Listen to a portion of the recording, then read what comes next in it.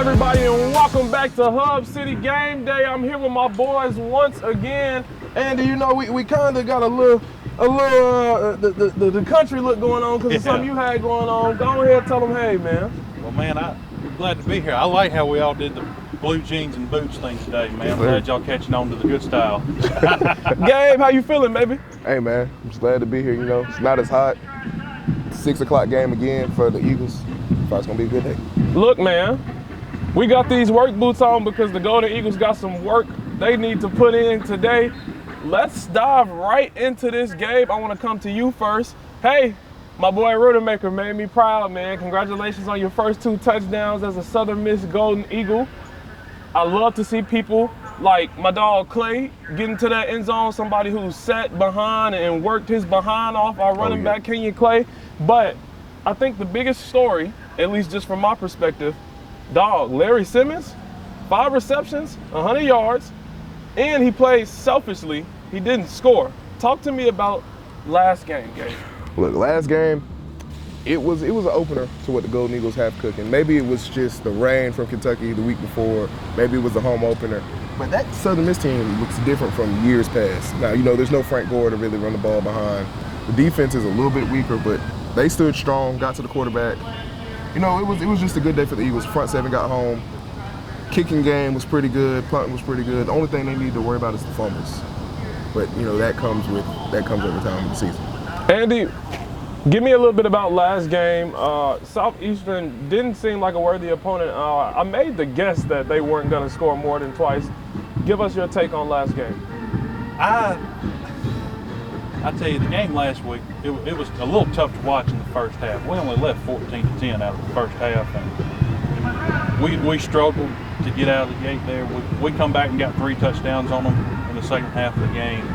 You know, we got the ball moving. I felt good about that because recent years Southeast has been pretty good. They've made the FCS playoffs, I think 3 or 4 times out of the last 5 years. I'll give them that. They've been a pretty good team, but daggone, man, we struggled against them. It's something that we haven't struggled against an FBS team like that since the 1980s. Yeah. And it was pretty ugly to watch in the first half, but once we took off in the second half, man, it got fun. You know, Dylan Lawrence had a big 63-yard pick six that kind of sealed the game. Yeah. And whenever the Southern Miss defense can make big plays like that, I get pretty hopeful for the rest of the season. Exactly. I feel the same way, and it's that lingering vibe like we talked about in that first episode. I kind of feel like the nasty bunch is beginning to come back and be at least what we call nasty. I mean, let's talk about it. We got, 3 interceptions in the last 2 games? Yes. That's a pretty decent turnover to whatever you want to call it ratio. Now, today's matchup, we talked a little bit about the good, the bad, and the ugly of this last game, but we got these South Florida Bulls coming in. Andy, what is the biggest takeaway from today, and how can we stop this South Florida speed?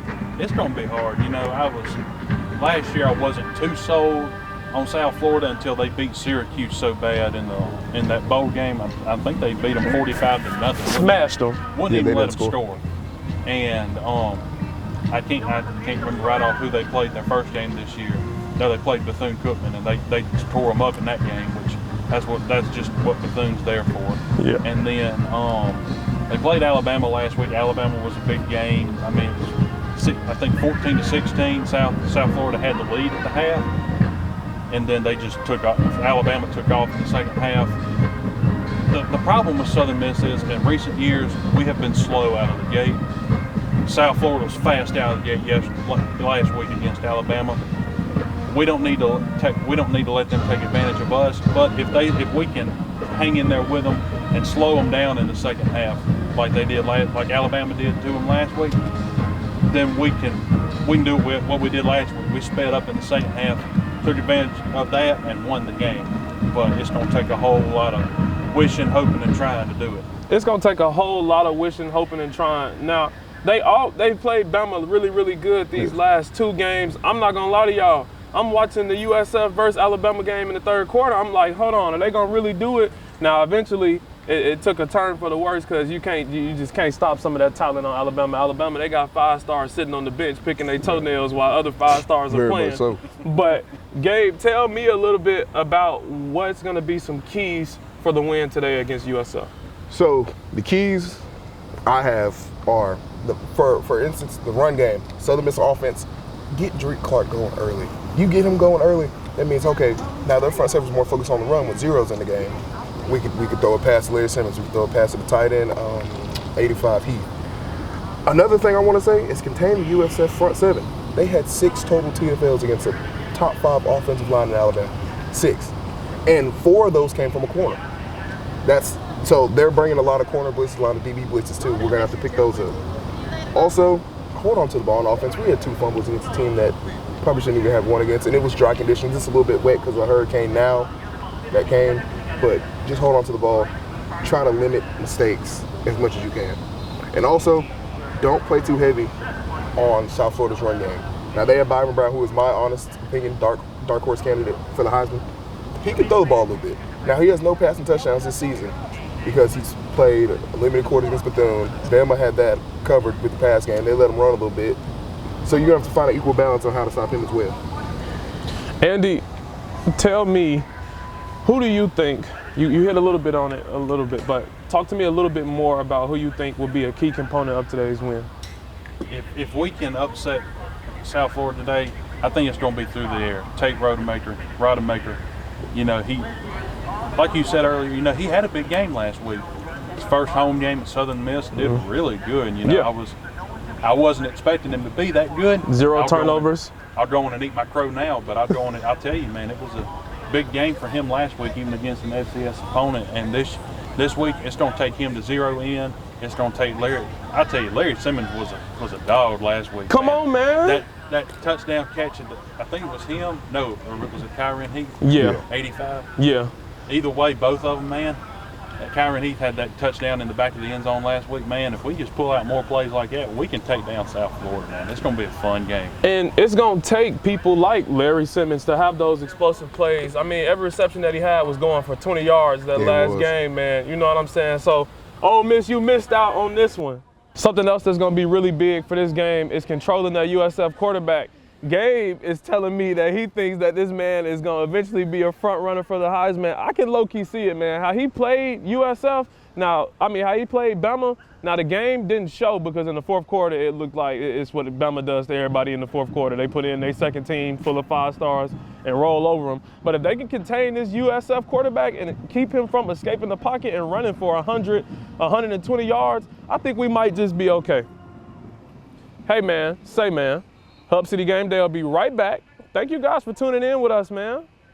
What does Southern Miss mean to you? Heart and soul. I mean, it is, I met my wife here, so my life kind of started here. So great place to be, great people. I got great friends that will be lifetime friends. So it means everything to me. I mean, it is what I do for all my extracurricular. I mean, everything is around the sports activities, the different other things that are going, the cultural things they're doing on campus, everything. So love it. Man, Southern Miss means a lot to me, man. Man, I love this school. This is a great school, man. It's like a whole big family, man. Southern Miss means, to me, just a real culture thing, a real place I can call home. Another home for me. I really appreciate it here. Southern Miss means a lot to me, man. I have some family that goes here. A lot of my family goes here currently. And it's just a legacy, man. I love it here. Southern Miss to the top. What does game day mean to you? Okay. Game day for us means tailgating. We've been out here for, I think we talked about it last night, 8 years of tailgating, and it just keeps growing, and now it's this big tent that everybody can come and enjoy. So we love being out here and celebrating game day. Man, game day is electric. It's awesome here. The tailgating, the food, the football team, it's just electric. Like the Eagle Walk, whenever they walk down the Eagle Walk, it's awesome, man. Game day, man, it's everything to me. Football season is what I live for. So game day is a big deal. In fact, our tailgate, I'm out here usually early. As you can see, I'm one of the first ones here. And I'm here all day long. Hadn't missed a home game in a long, long time. So game day is big for me. My wife and my daughter are big baseball fans, so they're here on game days ahead of time doing the whole thing. So yeah, game days, all of them are a big deal to us. Welcome back to Hub City Game Day. Listen, we are looking for sponsors. So if you would like for your commercial to be right above whatever you just seen or whatever that may be, hit us up, man. Micah Gibbs is running a really good program out here, and this is something that we're super excited about. Now, let's dive into something that is new in college football. The Pac-12, which we thought would be just blown out of the sky, just added 4 new teams. Gabe, talk to me a little bit about the addition of teams like Boise State. Who else we got up in there? Colorado State, Fresno State, and San Diego State. It's a lot of states, man. You got too many of them. But look, I'm calling it now, and I'll even coin the phrase. Let's call it the 6-pack.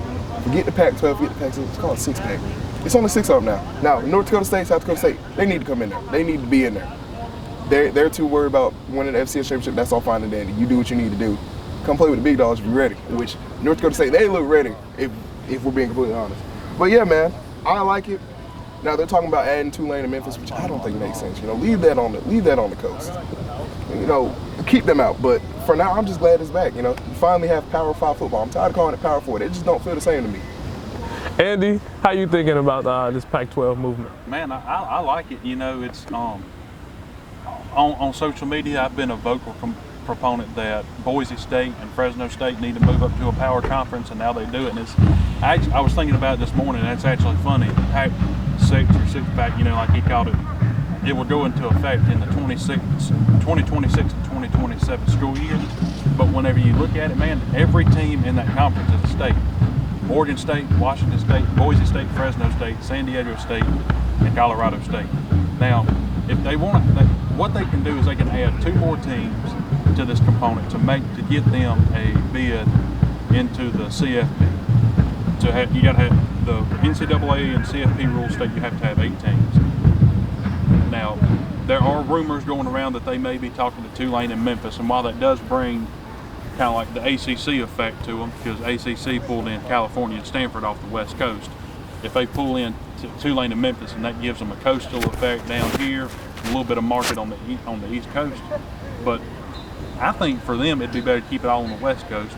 They could try to get UNLV, brings in a big Las Vegas market, but they bring UNLV, they may have to take Nevada with them. And Nevada's not a big team, haven't been very good in recent years. So it may be a little tricky to see what happens in the next few years. They may reach out and pull North Dakota State and South Dakota State from the Big Sky Conference, but it's just kind of hard to tell right now what exactly they may do.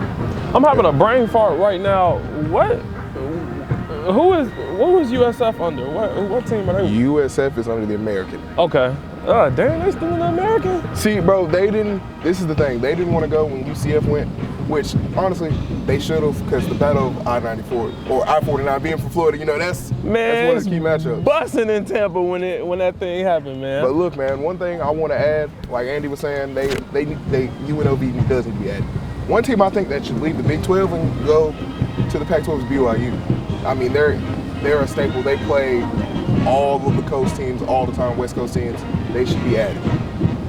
Honestly, and if the Big Ten doesn't work out with USC, UCLA, they need to go back to. They need to come on home. Cal and Stanford, just come on home now. I mean, I know you got a contract for 5+ years. Just pay them a couple $1 million, come back.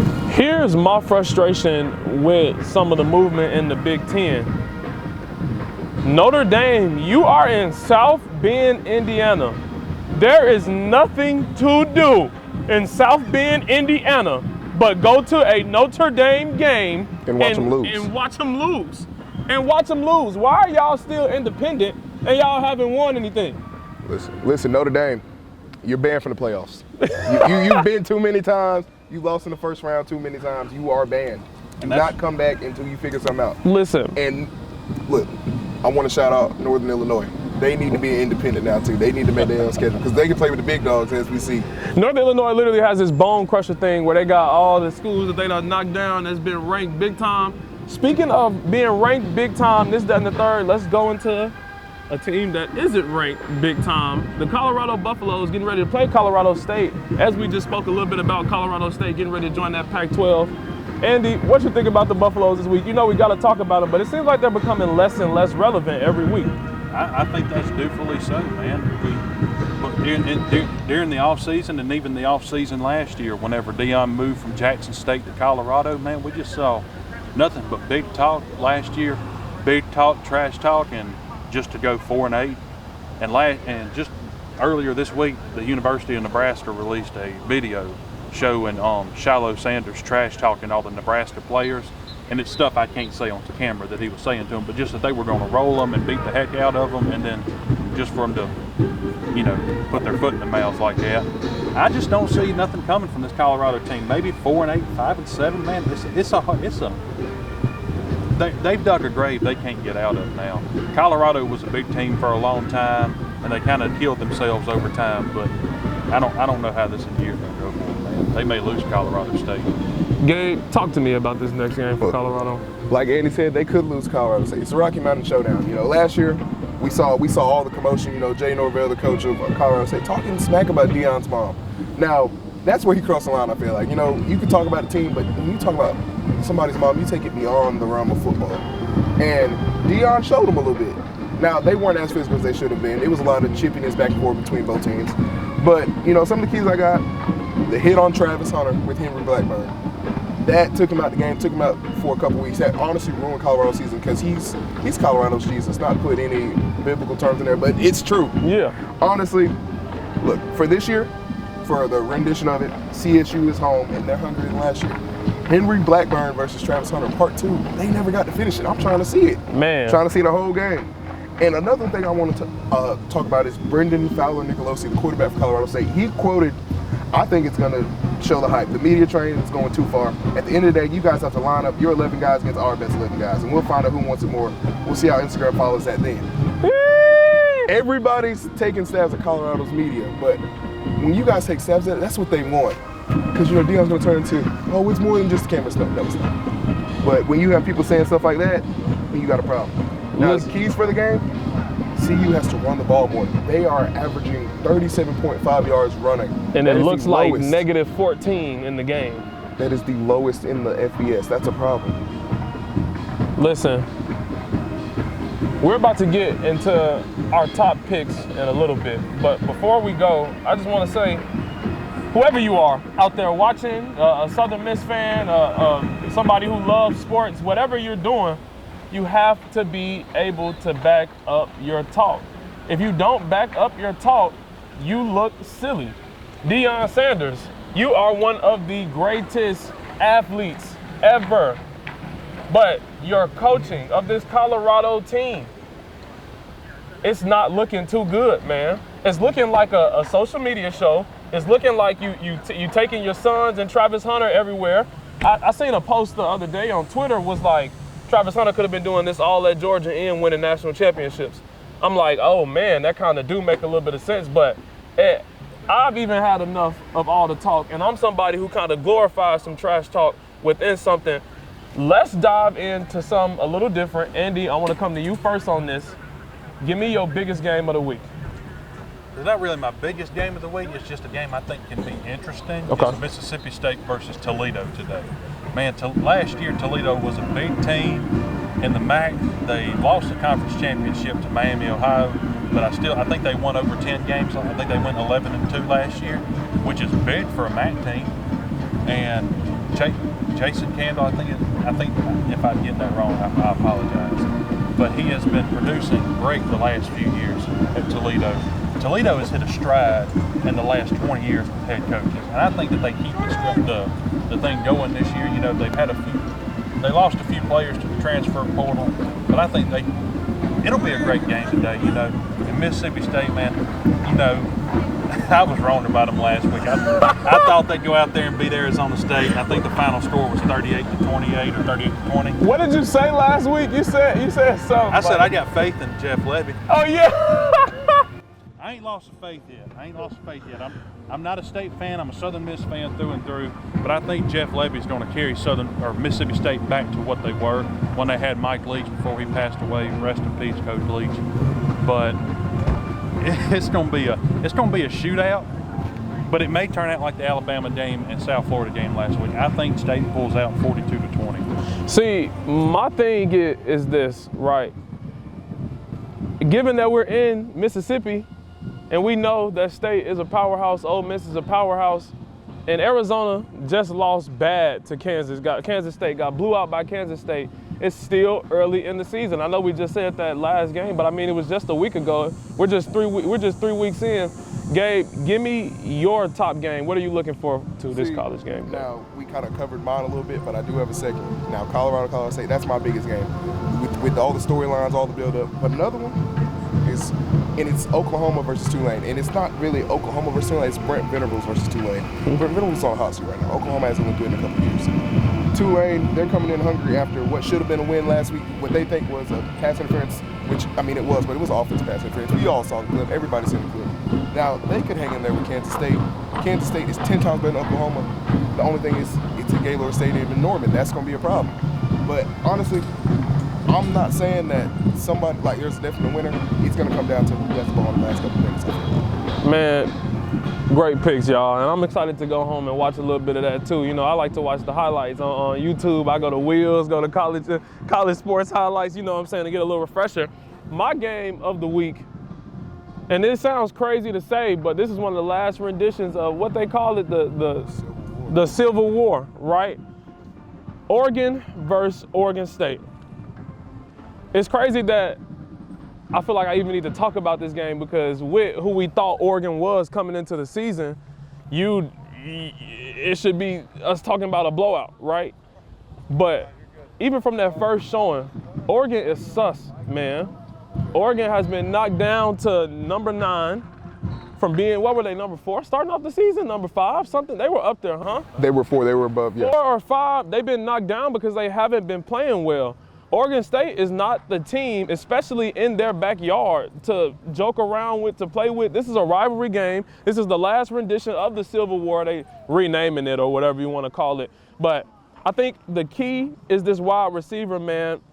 Oregon State's got this Trent Walker guy. He's got 12 receptions so far with only 124 yards, no touchdowns. Oregon State's offense has been taking a little time to get rolling. You know, they're a little bit run heavy as well. But I feel like if they get this boy activated, man, and he plays as selfless as he's always been playing, I think they might, man. You know what the problem is from Oregon State? Like the problem was last year to now? Guess who's not there anymore? DJ with Florida State. He went to Florida State, transferred. They look 10 times better.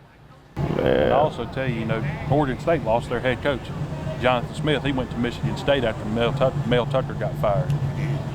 So this would be a good chance to make a good statement win for Oregon State. A win here would definitely put them high up in the top 25 and let them know that, hey, they ain't out yet. Absolutely, and this is the Oregon team that you gonna beat, you know? When DJ Ukulele was hot last year, Oregon State didn't have a chance. This Oregon team right now, they a little sus, man. Coming up on Hub City Game Day, I was here at The Rock in the tailgate area before the game, asking Southern Miss fans what they knew about Southern Miss history. Man, I'm out here with the baseball team. Who am I here with? Matthew Russo. I'm just a fan. I went to school here, to the top, to the absolute top. Dwayne Pittman. My name's Tony. And, Vince. and as you can see by the logo, you know who they're here in support of. Go Bulls. Out of towners. Who is Southern Miss's all-time passing leader? I would say, I'm going to go with Nick Mullins. Final answer? Yeah. Boy, you hot. Boy, you hot. Boy, all right. Me. It's me. CFB 25, baby. It's me. Talk to me a little bit about the score predictions. You know what? I'm not sure what the score is going to be, but I hope it's going to be a close game, exciting game, because that's what I want to see. That's what I'm talking about. What about you, man? I don't know. I think it's going to be really close as well. Maybe like 27-24. Maybe USF. I don't know. Maybe Southern Miss. I mean, it was definitely a good game. They were definitely close for, three-quarters of the game. So we were definitely excited. As well as last year, we were close in the game, even though the score didn't reflect it. Obviously at the end, they definitely came through. So, it was just hot, and they got a lot of big boys on their team, so they could just keep rotating them out What about you, man? Those first 3 quarters show the potential of USF. So hopefully, if we can just finish strong, we'll see some good performances.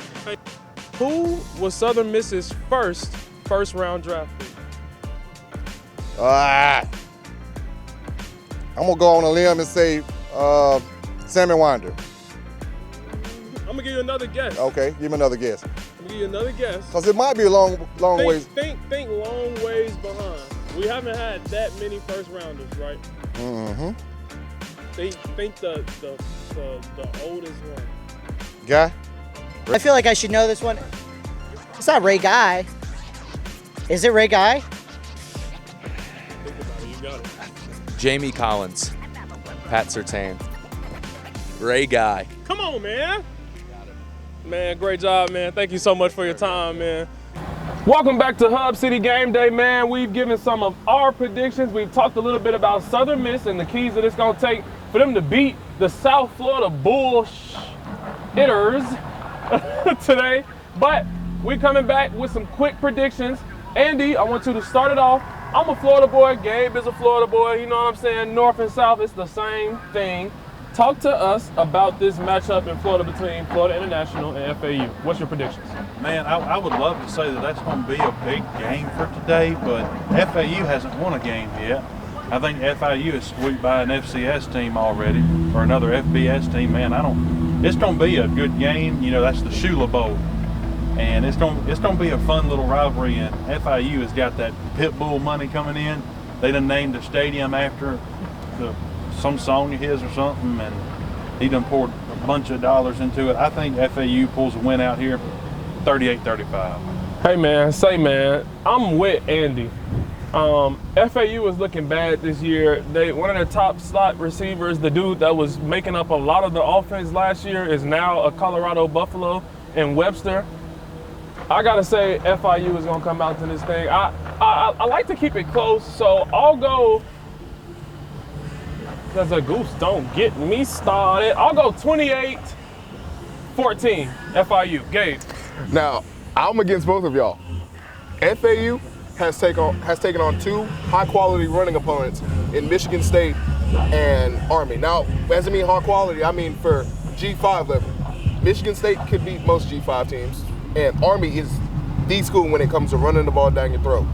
Now, they haven't beat them, but they took them down to the wire. Army's had one of the least rushing attacks they've had in a couple years. So I got FAU winning today. Is it going to be close? Yes, but the FAU defense is it's really amazing. Give me a score. I would say 28-21. Andy, right back to you. Let's go back to a Florida matchup against another team out there in Texas, UCF versus TCU. Man, I tell you, UCF's first year in the Big 12 last year wasn't too great. I feel like they could have done better. This will be a good game for them to start off the year with, or start off their conference play with. TCU will be a good little matchup for them. Teams about the same size, equal strength and everything. It'll just be a big game. But I see it's out there in Fort Worth. That's a great stadium, big environment. I think TCU pulls out the win 28-10.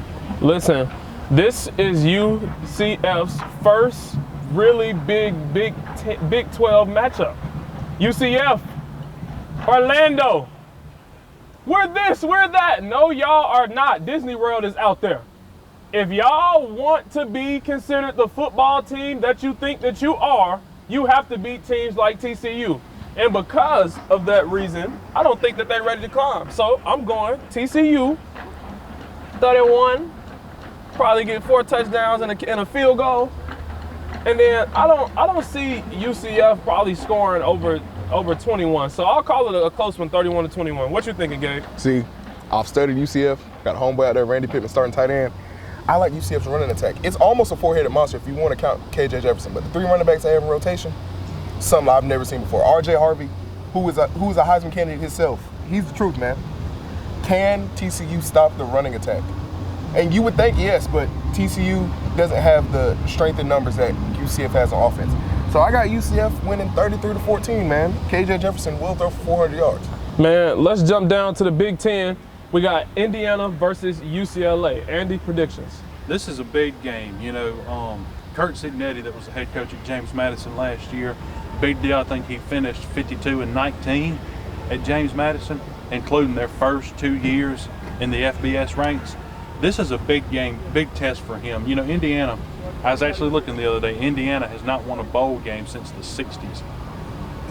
You know, this is a big deal for them, a big matchup for them. If they could pull off a win here, I think it's a statement. You know, UCLA, I don't expect them to be super good this year, but it's a statement win for them. I've got Indiana winning 28-20. Whew.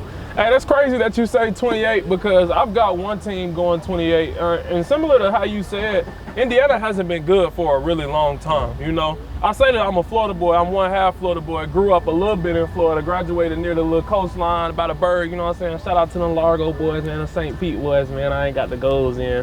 But Indiana hasn't been good for a really long time. You know, I grew up in that little area, the Hoosiers, even back then, it's a basketball school. I got UCLA 28, maybe, if they scored this much in the game, and I got Indiana scoring no more than 14 points. Gabe? UCLA's defense hasn't lost a step. Now, they're replacing Latu Latu, who went to the Colts. But with Ramon Henderson, who is a safety, but he does play in the box, I feel like UCLA doesn't have a problem with Indiana. And like Andy said, they haven't won a bowl game. Their closest one was the Gator Bowl against Tennessee with Jerry Garantano. That was a long time ago. But other than that, I got UCLA winning 21-10. Now let's dive into our SEC matchup. Gentlemen, we got Kentucky, the Wildcats who beat down on us that first year, the Southern Miss Golden Eagles, versus Georgia. Andy, score predictions for me. Georgia 56, Kentucky 21. South Carolina exposed Kentucky last week. They just got lucky against us in week 1 because it was a rough week, man. Kentucky's not a great team this year. 100%. Look, Georgia is going to blow out everybody unless your name is Alabama or unless your name is Texas. This game won't be close. Everybody will probably be packing up in Lexington halfway through the second half, I think. I'll probably have to go, man, you said 52? 56? I'll probably have to go Georgia. Georgia definitely run the score up on them. It'll definitely be high 40s, so I probably want to go 48, and I want to say Kentucky probably shouldn't go past 21 points, and that's if Georgia's defense has a bad day. Gabe? See, now speaking on Georgia's defense, as of this morning, Micah Williams and Jordan Hall, 2 prime members of that Georgia defense, are listed as doubtful. So, do I have Georgia win the game? Yes, because it's Georgia. You're not going to stop them if you're Kentucky. But the score might be a little bit of a reflection depending on those 2 play. If those 2 play, they're putting up 50 plus. Kentucky might get 17 on a good day. But without those 2, I feel like Kentucky might get 31 points. Maybe might be closer to 44-31 if they don't play. Now, we got to talk lastly about this matchup. Is it in Wake Forest? Is Ole Miss traveling to Wake Forest? They are traveling to Winston-Salem today to play Wake Forest. And, you know, I follow a bunch of Ole Miss people on Twitter, man, and I've been saying they're going to fill that stadium up. Wake Forest plays in a stadium smaller than ours. They play a 30,000-seat stadium. And I tell you, Wake Forest ain't got the beat this year. They've been good past years. They ain't got it this year. They got beat by Virginia last week, man. Virginia. So I say Ole Miss walking away with a big win, 56-17. I'll take Andy up on that, man. Hey, hotty toddy, even though it's SMTT for life, I think there's no doubt in my mind that this SEC opponent is about to crush Wake Forest, send them into an oblivion. Oh, yeah. Wake Forest, this is one of those like charity games, you know what I mean? It's the game right above us paying you $1 million for us to come play you and put some publicity on your name. I got Ole Miss. You said 56? 56-17. I'll go with you on 56-17. I'll actually go 56, and I'll say Wake Forest probably scores what? Probably just 2 touchdowns. I don't even think they get back in field goal contention. Gabe? See, I want to go with what Andy said. They have the smallest Power 4 stadium, which is really sad. Now, they're still living in Sam Hartman days. Them days is over with, man. He's gone. You got to let that go. But let me tell you something about Ole Miss. They've outscored their last 2 opponents 128-3. That's like putting the game on rookie mode 15-minute quarters. That's something unheard of, man. Jackson Dart and Trey Harris are the truth. Wake Forest has no answer for them. I get the score 63-21 because Wake Forest gets their garbage time touchdowns to make them feel better about themselves, man. Hey, I ain't gonna lie. I definitely see Ole Miss second stream. Like they running double passes and reverses. Hey, from Florida, what's their favorite color? Blue! Thank you guys so much for joining us for the second episode of Hub City Game Day. We look forward to hearing back from you with feedback in the comments. Tell us your picks. Tell us what you think about this week. And always remember, man, Southern Miss to the top.